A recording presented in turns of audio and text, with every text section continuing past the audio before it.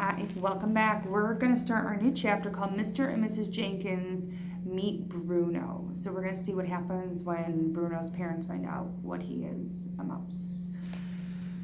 My grandmother carried me back into her own bedroom and put me on the table. She set the precious bottle down beside me. What time are those witches having supper in the dining room? 8 o'clock, I said. She looked at her watch. It's now 6:10. We've got until 8 o'clock to work on our next move. Suddenly her eye fell upon Bruno. He was still in the banana bowl on the table. He had eaten 3 bananas and now attacking a 4th. He had become immensely fat. That's quite enough. I think it's time we return this little fella to his family. Don't you agree, Bruno? Bruno scowled at her. I had never seen a mouse scowl before, but he managed it. My parents let me eat as much as I want. I'd rather be with them than with you. Of course you would. Do you know where your parents might be at this moment? They were in the lounge not long ago. I saw them sitting there as we dashed through on our way up here. Right. Let's go and see if they're still there. Do you want to come along? Yes, please. I shall put you both in my handbag. Keep quiet and stay out of sight. If you must peep out now and again, don't show more than your nose. Her handbag was a large, bulgy, black leather affair with a tortoiseshell clasp. She picked up Bruno and me and popped us into it. I shall leave the clasp undone, but be sure to keep out of sight. I had no intention of keeping out of sight. I wanted to see everything. I seated myself in a little side pocket inside the bag near the clasp, and from there I was able to poke my head out whenever I wanted to. Hey, Bruno called out, give me the rest of that banana I was eating. Oh, all right. Anything to keep you quiet. She dropped the half-eaten banana into the bag and then slung the bag over her arm and marched out of the room and went thumping along the corridor with her stick. We went down to the elevator to the ground floor and made our way through the reading room to the lounge.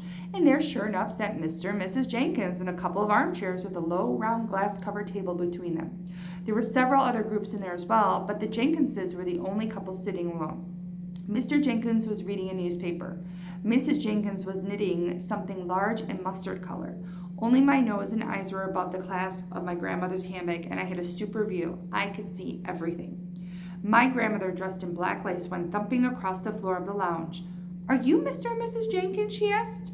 Mr. Jenkins looked at over her at the top of the newspaper. Yes, I am Mr. Jenkins. What can I do for you, madam? I'm afraid I have some alarming news for you. It's about your son, Bruno. What about Bruno? Mr. Jenkins said. Mrs. Jenkins looked up from her knitting. What's the light blighter been up to now? Raiding the kitchen, I suppose? Ooh, it's a bit worse than that. Do you think we might go somewhere more private while I tell you about it? Private? Why do we have to be private? This is not an easy thing for me to explain. I'd much rather we all went up to your room and sat down before I tell you any more. Mr. Jenkins lowered his paper. Mrs. Jenkins stopped knitting. I don't want to go up to my room, madam. I'm quite comfortable here, thank you very much, said Mr. Jenkins. He was a large man and he wasn't used to being pushed around by anybody. Kindly state your business and then leave us alone. And here's an illustration of how they portrayed Mr. Jenkins and Mrs. Jenkins and Grandmama. He spoke as though he were addressing someone who's trying to sell him a vacuum cleaner.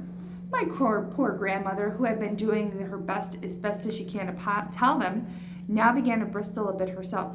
We really can't talk in here. There are too many people, and this is a rather delicate and personal matter. I'll talk where I dashed well want to, madam. Come on now, out with it. If Bruno has broken a window or smashed your spectacles, then I'll pay for the damage, but I'm not budging out of this seat. 1 or 2 other groups in the room were beginning to stare at us now. Where is Bruno anyway? Tell him to come here and see me, said Mr. Jenkins. Oh, he's already here. He's in my handbag. She patted her leather bag with her walking stick. What the heck do you mean he's in your handbag, said Mr. Jenkins. Are you trying to be funny, said Mrs. Jenkins. There's nothing funny about this.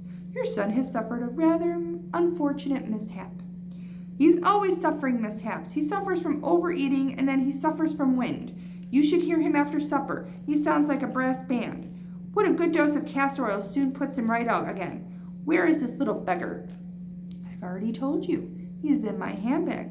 But I do think it might be better if we went somewhere private before you meet him in his present state. This woman's mad! Tell her to go away. The plain fact is that your son Bruno has been rather drastically altered. Altered, said Mr. Jenkins. What the devil do you mean altered?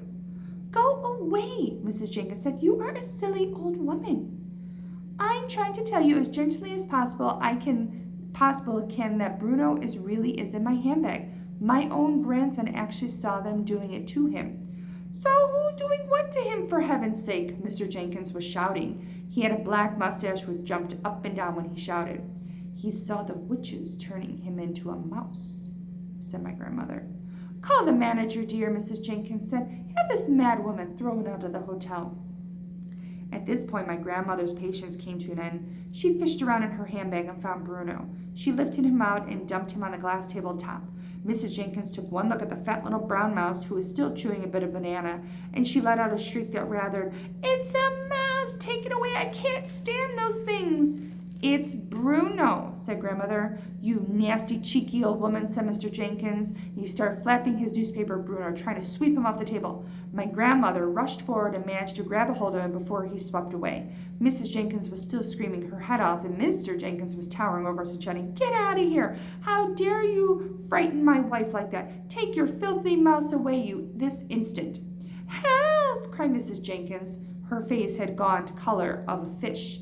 Well, I did my best, said Grandmother, and with that she turned and sailed out of the room carrying Bruno with her. The next chapter is called The Plan. When we got back to the bedroom, my grandmother took both me and Bruno out of the handbag and put us on the table. Why on earth didn't you speak up and tell your father who you were, said Bruno. Because I had my mouth full, said Bruno. He jumped straight out into the bowl of bananas and went on with his eating. What a very disagreeable little boy you are. Not boy, I said, mouse. Quite right, my darling, but we don't have time to worry about him at this moment. We have plans to make. In about an hour and a half's time, all the witches will be going down to supper in the dining room, right? Right. And every one of them has to be given a dose of the mouse maker. How on earth are we going to do that? Grandmama, I think you're forgetting that a mouse can go places where human beings can't. That's quite right. But even a mouse can't go creeping around a tabletop carrying a bottle of sprinkling mouse maker all over the witch's roast beef without being spotted. I wasn't thinking of doing it in the dining room. Well, then where? In the kitchen, while their food is still getting ready. My grandmother stared at me. My darling, I do believe that turning you into a mouse has doubled your brain power. A little mouse can go scuttling around the kitchen among pots and pans, and if he's very careful, no one will ever see him. Brilliant! By golly, I think you've got it. The only thing is, how will I know which food is theirs?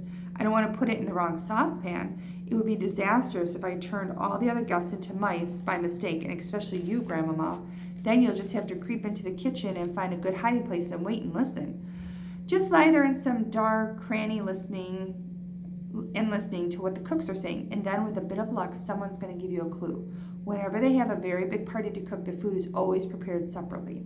Right, that's what I think I'll do. I shall wait there and listen and hope I shall find a bit of luck.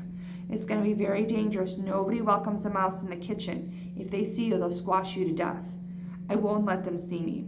Don't forget, you'll be carrying the bottle, so you have to be very quick and nippy. I can run quite fast standing up with the bottle in my arms. I did it just now, remember? I came all the way up from the Grand High Witch's room carrying it. What about unscrewing the top? That might be difficult for you. Let me try. I took a hold of the little bottle, and using both my front paws, I found it unable to unscrew the cap quite easily. That's great. You really are a very clever mouse. At 7:30, I shall go down to the dining room for supper with you in my handbag. I shall then release you under the table together with the precious bottle, and from then on you'll be on your own. You'll have to work your way unseen across the dining room to the door that leads to the kitchen. There will be waiters going in and out of the door all the time.